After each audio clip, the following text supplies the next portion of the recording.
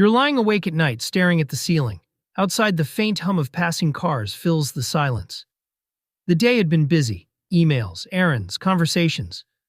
But now, in the stillness, a question surfaces, one that doesn't care about schedules or deadlines. Why am I here? It's a question you've asked before, maybe 100 times, but the answer always seems out of reach. You think back to the moments you thought would define your purpose: landing that job, falling in love, achieving that big goal. They were supposed to feel monumental, but now they're like fireworks that fizzled out too soon. What's left is a quiet ache, a void. The truth is, you're not alone. People across centuries have wrestled with the same question. But the answers, those are where the story gets interesting. Picture a crowded marketplace in ancient Athens. The air is thick with the smell of roasted olives and freshly baked bread. Merchants shout, their voices blending with the chatter of philosophers debating under the shade of olive trees. Socrates, the famed thinker, asks anyone who will listen, what makes a good life? Fast forward to the 19th century. Friedrich Nietzsche, writing by candlelight, declares, God is dead. To him, the old answers no longer suffice. The world must find its own meaning. Across time, the great minds couldn't agree, but they all knew the question was worth asking. Why? Because the search for meaning isn't just an intellectual exercise, it's a survival instinct.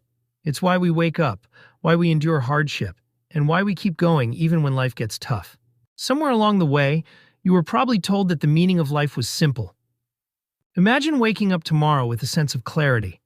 Not because all your problems are solved, but because you know why you're facing them. Purpose gives weight to the ordinary. It turns routine into ritual, pain into growth, and moments into memories. The impact goes beyond you. Studies show that people who live with purpose are not just happier, they're healthier too. They build stronger relationships, contribute more to their communities, and leave behind legacies that matter. But more than that, purpose gives you something no one can take away: the knowledge that your life, in all its complexity and beauty, matters. And so, the shocking truth about the meaning of life isn't some grand, universal revelation. It's this: life's meaning is yours to create. It's in the love you give, the risks you take, and the connections you build. It's the story you choose to write, one moment at a time. Now, if you're ready to take the next step in designing a life that truly feels yours, there's more to discover. Watch the video, How to Simplify Your Life.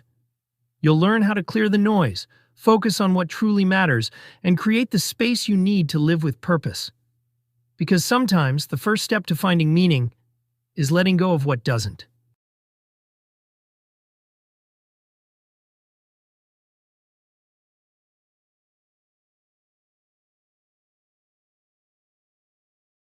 The air was heavy, humid, clinging to your skin as you stood at the edge of a decision. You've thought about this for weeks, maybe months. The same thought that swirled through your head now: a new life, a clean break, a chance to start over. The kind of decision most people only dream about, too afraid of the consequences, too tied to the familiar. But not you. You felt the weight of the familiar. The kind that traps you in routines, roles, and expectations that don't fit anymore. It was suffocating. You weren't running from something. You were running toward freedom. But how? How does someone disappear without a trace and reemerge as someone new? The answer wasn't simple, and the stakes were high. But that's what made it so thrilling. It started with why. Maybe for you it was the crushing silence after the fights. The way the walls of your apartment, once a sanctuary, began to feel like they were closing in. Or maybe it was the monotony. Every day like the one before it, a copy of a copy, until it felt like time itself had ground to a halt. Whatever it was, the life you'd been living no longer felt like your own. You needed change, not the small kind. The kind that's subtle, like a new haircut or rearranged furniture. No, you needed a revolution. The kind that happens when you leave the old version of yourself behind and step into something completely unknown. But that longing came with fear. What would happen if you failed? If you were found out? The risk hung in the air, thick and undeniable. Yet, the idea of staying the same was far more terrifying. Disappearing wasn't as romantic as the movies made it seem. It wasn't about slipping out the back door under a cloak of shadows. It was about preparation, patience, and precision. You couldn't afford a single misstep. The first thing you learned, this wasn't an escape. It wasn't a jailbreak or some fantastical vanishing act.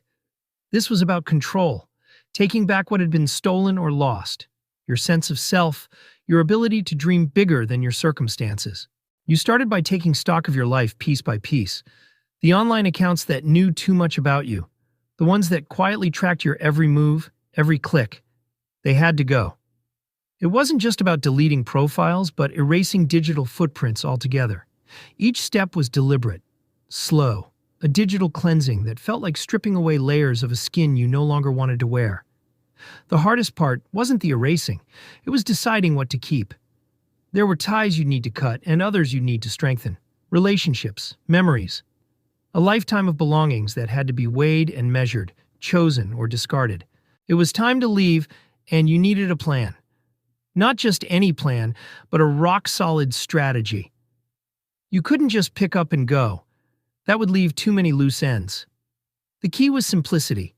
You mapped out your finances. Every cent accounted for. You made quiet, careful decisions about where you'd go. A small town, perhaps, where no one knew your name. Or maybe a sprawling city where you could lose yourself in the crowds. You packed light. Each item you chose a necessity, not a luxury. A passport, a journal, a few pieces of clothing. That was it. Travel wasn't glamorous. It was functional. A bus ticket here, a train ride there, each step designed to bring you closer to that new horizon. The seats were worn and uncomfortable, the hum of the engine lulling you into a restless sleep. But each mile that passed felt like a weight lifting. The real work began when you arrived. The world around you was unfamiliar. Different smells, different sounds. The chatter of strangers in a coffee shop. The squeak of worn wooden floors beneath your feet. You didn't just blend in. You became part of the fabric of the place. A new job, a new routine, a new story. When people asked where you were from, you gave them just enough to satisfy their curiosity. You learned to listen more than you spoke, observing the rhythms of this new life until they became second nature. And for the first time in years, you felt free. Free to make mistakes, to explore, to rediscover what you loved about life. It would have been easy to rush, to leave things behind in a whirlwind of haste. But you knew better. You tied up loose ends before you left. You avoided the temptation to cut and run, leaving chaos in your wake. And when loneliness crept in, you didn't let it consume you. You built connections slowly, carefully. Not friendships at first, but acquaintances. People who knew you only in the context of this new world, unburdened by the weight of your past. Starting over wasn't an event. It was a process. There were days when it felt like the world was against you. Days when the temptation to return to the familiar was overwhelming. But those days were outnumbered by the moments when you looked around and realized, this was it. This was what freedom felt like. It wasn't perfect, but it was yours. And now, as you stand at the edge of this new life, the question remains, what will you do with it? The slate is clean. The possibilities are endless. If you've made it this far, you're ready to take the first step. But before you go, there's one last thing to know. If you want to keep this new life exciting, to never fall into the same traps again, there's a simple trick to mastering the art of captivating others and yourself. Find out how in the next video, the one trick to never bore anyone again. Your journey is just beginning.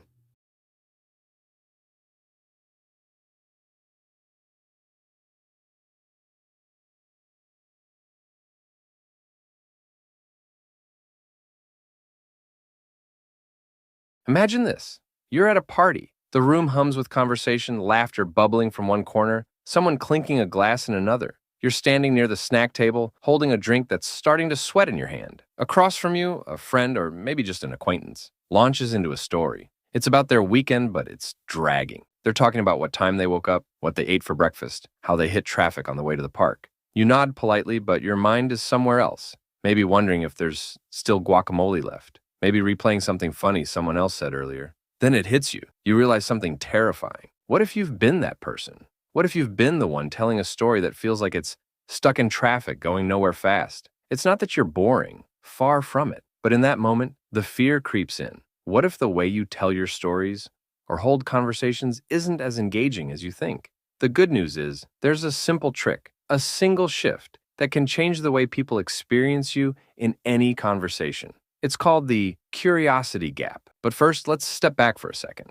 Why do people get bored? It's not because they're rude or because they don't like you. It's because deep down, everyone's brain is wired to crave one thing: resolution. Think of a time you were watching a thriller. Maybe the hero was creeping down a dark hallway, the floor creaking beneath their weight. You couldn't look away, right? You had to know what was behind the door, even if you were bracing yourself for whatever terrible thing might be waiting there. That's the pull of curiosity. It grabs you by the collar and refuses to let go. When people get bored, it's because there's no mystery, no suspense, no sense that something interesting is just around the corner. Instead, they're being handed the whole story at once. No tension, no reason to lean in. That's where the curiosity gap comes in. It's the art of giving just enough to spark someone's interest, but holding back enough to make them want more. It's about creating a gap, just a small one, between what they know and what they want to know.